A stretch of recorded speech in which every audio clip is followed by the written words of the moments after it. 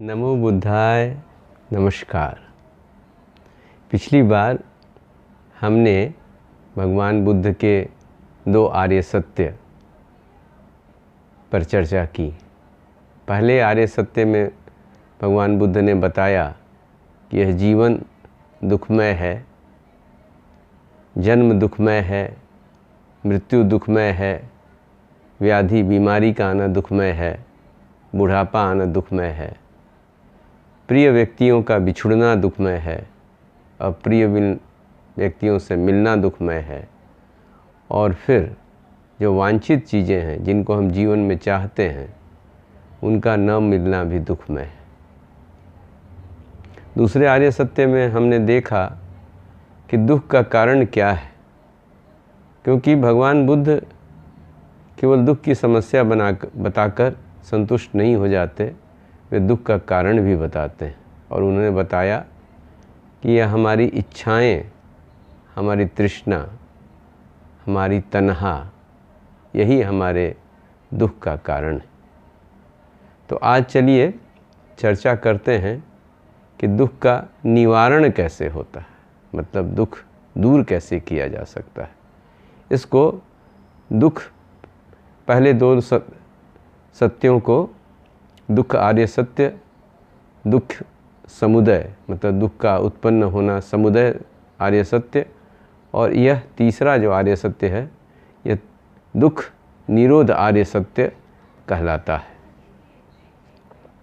तो हमने जैसा देखा कि दूसरे आर्य सत्य में कि तृष्णा के कारण दुख की उत्पत्ति होती है। तो अगर हम उस कारण को दूर कर दें तो फिर समस्या का हल निकल जाएगा। तो अर्थात अगर हम जीवन से तृष्णा को हटा दें तो समस्या समाप्त हो जाएगी, लेकिन तब तक समाप्त नहीं होगी जब तक हम तृष्णा को पूरी तरह से समूल जड़ से न निकाल दें। उदाहरण के लिए देखिए, घर के आसपास में जब घास पतवार निकल आता है तो हम उसे खुरपी से निकाल देते हैं। अगर हम गहराई तक न जा कर के उसे जड़ों से अगर न निकालें तो जैसे बरसात आती है वह फिर से निकल आती है। तो अगर हम सतही स्तर पर ही ऊपर ही तृष्णा को समाप्त करने की चेष्टा करेंगे और समूल न निकालेंगे तो बार बार किसी न किसी रूप में पुनः आ जाएगी। भगवान बुद्ध ने जो अपना प्रथम वचन उच्चरित किए निर्वाण प्राप्ति के बाद, उसे उदान कहा जाता है। उसमें उन्होंने कहा अनेक जाति संसारं, मतलब मैं अनेक जन्म लेता रहा और यह दौड़कर संसार में आने का और यहाँ से वापस जाने का सिलसिला चलता रहा, लगातार चलता रहा, और यह सिलसिला बड़ा ही दुखमय था। मैं उस घर बनाने वाले की तलाश में था जो मेरे लिए हर जन्म में एक घर बना देता था और मुझे उसमें डाल देता था। मैंने उसे खोज लिया है, अब वह मेरे लिए घर नहीं बना पाएगा। तो फिर उसके बाद जो कहते हैं कि मेरे सारे संस्कार खत्म हो गए हैं, मेरी तृष्णा का क्षय हो गया है। तो ये संस्कार क्या हैं?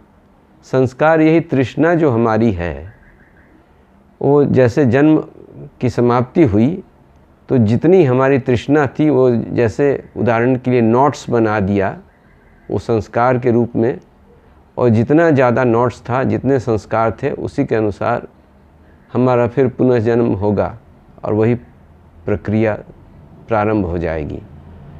जब नया शरीर मिलेगा नाम रूप, तो उसके साथ 5 इंद्रियां और एक मन आता है। और भगवान बुद्ध की खोज हुई कि जब इंद्रियां विषयों से मिलती हैं तो एक स्पर्श का अनुभव होता है, और उस स्पर्श से शरीर में एक वेदना उठती है जो अच्छी होती है या बुरी होती है। तो अच्छी वेदना हम चाहते हैं कि और हो, और बुरी हो तो हम चाहते हैं कि नहीं हो, और इसके कारण चाह उठती है, आसक्ति होती है, और बार बार फिर जन्म लेने का सिलसिला होता है। तो भगवान बुद्ध ने विपश्यना की विधि द्वारा उस संवेदना को देखने की विधि बताई, जिसका विपश्यना के ध्यान में अभ्यास कराया जाता है, और यह पतिच्च समुपद्द का अंग है। उसके बारे में विशेष चर्चा कभी अलग करेंगे। तो ये चौथा आर्य सत्य क्या है जिसके द्वारा मनुष्य दुखों को जीवन से अल्टीमेटली पूर्णतः समाप्त कर सकता है, उसकी चर्चा हम अगली बार करेंगे। तब तक के लिए नमो बुद्धाय, धन्यवाद।